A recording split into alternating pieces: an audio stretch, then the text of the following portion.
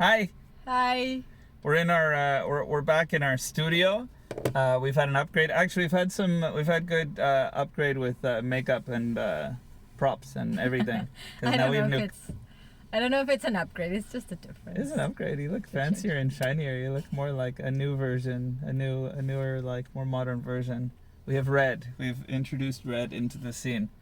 Okay, so today we're going to talk about a really juicy one that's very charged for both of us, which is this feeling of constantly being criticized in the relationship. I'll start, and then you go. We'll do maybe like two each. So I've done a lot of thinking on this one. I'm not sure I have it totally clear, but what I can say is I have this constant feeling of not being enough.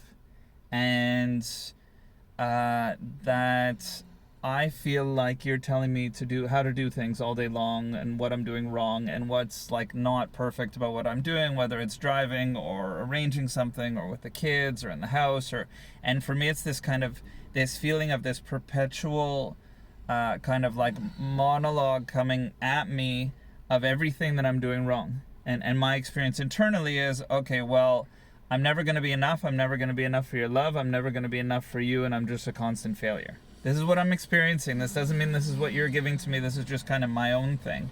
But what's really interesting is that we both have this experience. And what I think is really a juicy part of this, and then I'll stop, is that I seem to do the exact same thing, and you have the experience of me. So what part of me feeling constantly criticized am I actually doing to you as well, and probably making you feel that way? And then on a third level, internally with myself, that I'm never good enough for myself, and constantly criticizing myself. And we had spoken about perfectionism in another video. I do, in fact, criticize you often. There it is, internet. There it is. No, cut. Just tell me that I was right, and we could turn off the camera. Okay, yeah, go on. I am frequently uncomfortable in my brain, in my body, in my interactions with other people. And there's like a tension inside that's like, things can be better, or that would be so much better if you just did it this way, or you're just fucking up. And it's not just with you. Or with you. No, in general. One trait of which I'm not at all proud, I am constantly and currently working on, is I tend to be very judgmental of others. Can I ask you a question? I don't mean to interrupt. Can I ask you a question? Does that create this like? Can I?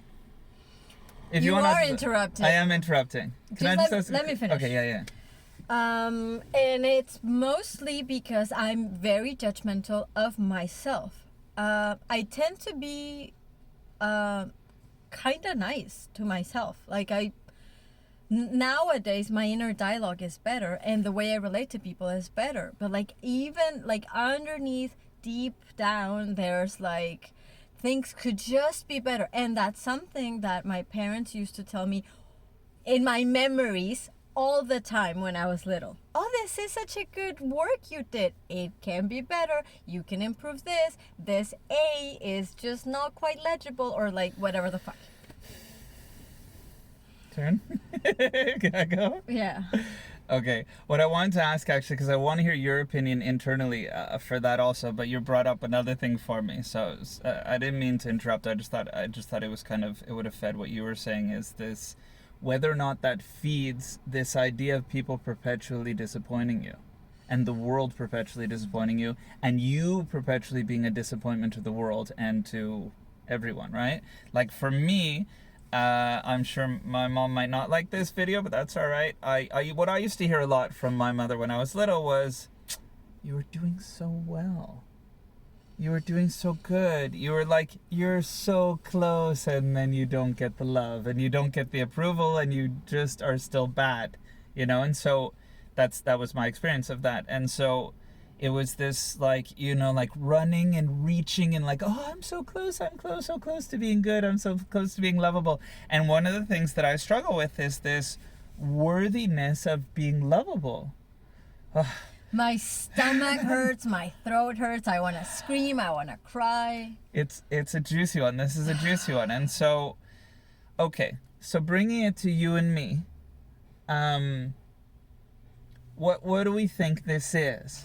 You know, right? So, like, what is this? Is this me projecting on you my lack of worth and subsequently your lack of worth in my eyes? Is this me saying to you, like, I'm tired of not feeling good enough? You know, and then what? And are you reaffirming for me this belief that I'm not worthy? You know, like I think that the days that we're most stressed or less self-loving for whatever reason, we're more critical of the other person.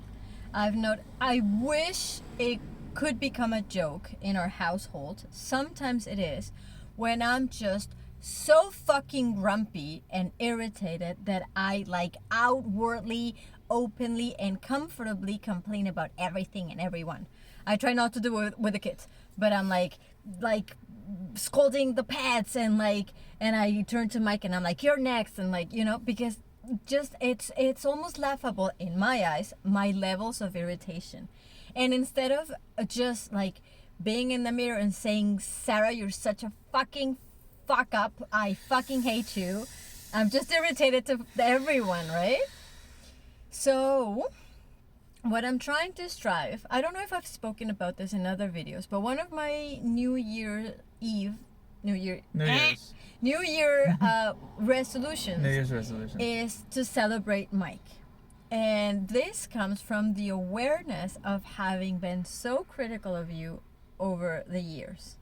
So now I'm like hardly focused, not hardly, that translates heartedly wrong. No, like with intent, with passion, with energy, focusing on what's so awesome about you. And also, whenever I feel disapproved, I'm right now at the stage where if I can realize it and vocalize it and be like, I feel hurt, I am triggered, that's a win. That's epic. And sometimes, I haven't told you this, but sometimes if like you disagree with something or I perceive you being an asshole to me, I'm like, I take a moment of self-parenting and I'm like, fuck him. I don't need his approval. He's so stupid. Fuck him. I'm gonna self-approve.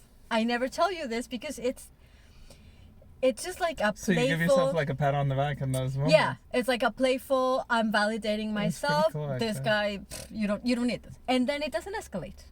And I'm like almost giving you space to disagree with me.